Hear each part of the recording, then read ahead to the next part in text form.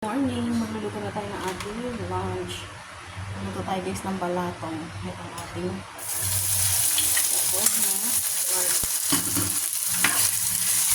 ating sahog. Brown na siya. Lagyan natin ang ating siniharias at ang ating bata. Pag-brown na lang natin ito guys. Para natin sasali sa ating balatong na nilaga. Sasatay na natin siya lahat. Lalagyan natin ng patis. Konti lang muna guys para hindi maging maalat.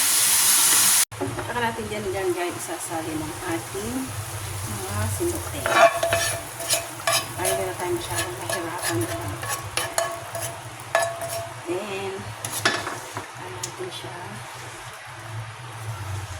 Papupunuan ulit guys. Kulang muna natin yan. Yan guys, okay na, kumulo na siya. Ilalagay na natin ang ating chicharon. Then, try natin siya ulit. Haluin guys, para matuloy ang ating chicharon. Yan ang ating lunch for today. Balatong guys, balatong. So, yummy balatong guys. Okay na ang ating balatong. Nalagyan na natin ang mga pampalasa.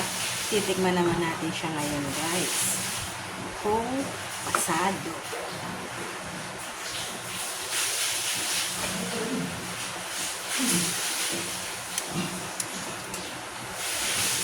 Guys, super linamnam.